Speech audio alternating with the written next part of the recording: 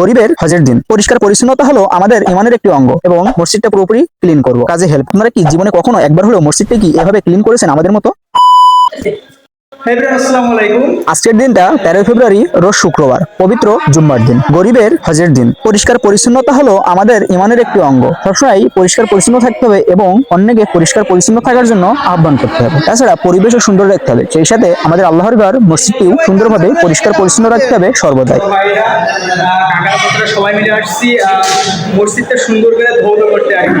তো আজকে আমাদের আগে থেকেই প্ল্যান করেছিল যে আমরা আমাদের মসজিদটা চারিপাশটা পরিষ্কার পরিচ্ছন্ন করব এবং মসজিদের ভেতরটা পানি দিয়ে হুইল পাউডার দিয়ে পরিষ্কার করে ধোবো, মুছবো এবং মসজিদটা পুরোপুরি ক্লিন করব। তো যেই ভাবা সেই কাজ, আগে থেকে আমাদের এটি প্ল্যান করা ছিল। তো তারই কথা মতো আমরা নামাজের কয়েক ঘন্টা আগে আমরা চলে যাই সবাই মিলে মসজিদের দিকে। যেহেতু আজকে 13 তারিখ আর 8 তারিখ থেকে আমাদের রমজান শুরু, এই রমজান সামনে রেখে আমরা মসজিদটা সুন্দরভাবে পরিষ্কার পরিচ্ছন্ন করছি। মসজিদের দিকে যেই যার যার কাজটি বুঝিয়ে দিই আমি, তাদের সাথে আমিও কাজে হেল্প করি। এখানে সবাই গভীরভাবে মনোযোগ দিয়ে কাজ করছিল। কেউ মসজিদের ফ্লোর মুছছিল, আবার কেউ মসজিদের দেয়ালের টাইলস গুলো মুছছিল, আবার কেউ মসজিদের ফ্লোরে পানি ছিটাইতেছে, আবার অনেকে সেই টাইলস গুলো সুন্দর করে ঘষতেছে। তার পাশাপাশি অনেকেই মসজিদের জানালার গ্লাস গুলো পুছতেছে এবং ঝাড়ু দিতেছে। এখানে আপনাদের কাছে আমার একটা প্রশ্ন, আপনারা কি জীবনে কখনো একবার হলেও মসজিদটা কি এভাবে ক্লিন করেছেন আমাদের মতো? অবশ্যই কমেন্ট করে জানাবেন। তো দেখতে দেখতে আমাদের মসজিদের ক্লিনের কাজটি প্রায় শেষের দিকে, আর অল্প একটু বাকি আছে।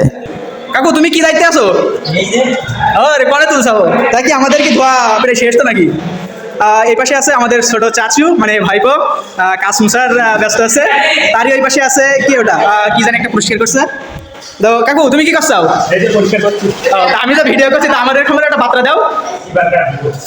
আমরা আসলে আল্লাহ সন্তুষ্টির জন্যই তো করছি নাকি সবকিছু। আচ্ছা, আর এই যে ভাইপো আছে, পানি ছটাছে, একটু অল্প করে পানি ছিটো, অল্প করে দাও। আর এবারে কি আছে? এবারে আছে ফাইম। আর কি ঢালছাও? এই এরকম আমরা কোনে দেখি বলো তিনি? ফোনে না, হ্যাঁ ফোনে দেখি, কিন্তু কোন জায়গায় সেটা?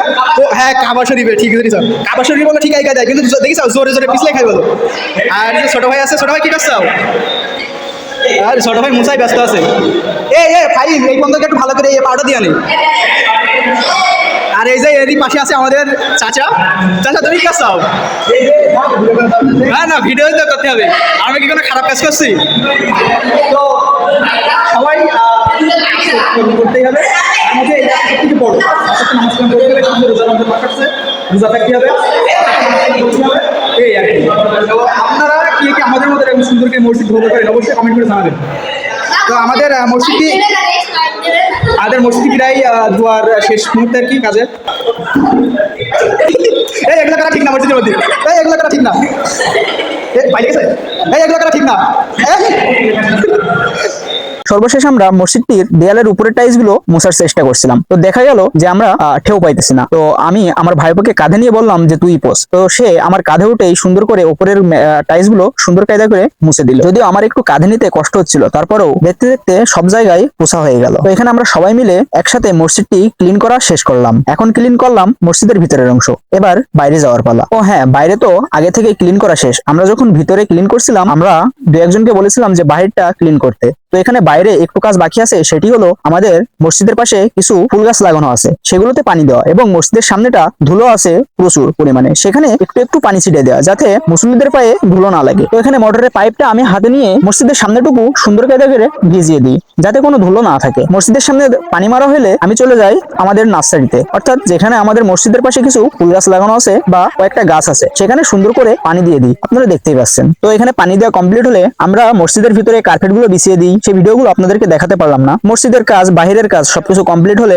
আমরা চলে যাই বাসায়। বাসা থেকে ফ্রেশ হয়ে নামাজের উদ্দেশ্যে আবার রওনা দিই। আমরা জুম্মার নামাজটি আদায় করে বাসায় ফিরি। আবার বাসায় এসে খাওয়া দাওয়া করে এই ভিডিওটি এডিট করতে আমার টেবিলে বসে যাই। তো আপনারা এই পর্যন্ত ভিডিওটি দেখে হয়তো বুঝতে পেরেছেন আমরা কন্টেন্ট ক্রিয়েটররা বা এডিটররা একটা ভিডিওর পিছনে কতটা পরিশ্রম করি এবং কত অল্প সময়ের ভিতরে একটা ভিডিও এডিট করে আপনাদের মাঝে উপহার দিই। তো তারপর আপনারা ভিডিওটি লাইক কমেন্ট শেয়ার করেন না, কেন বুঝি না। সর্বশেষ আপনাদের কাছে একটা অনুরোধ করব, আপনারা ভিডিওটি ভালো লাগলে অবশ্যই একটা শেয়ার করবেন এবং কমেন্ট করে মতামত জানাবেন আর এমবি ব্লগের সাথে থাকবেন। ধন্যবাদ সবাইকে।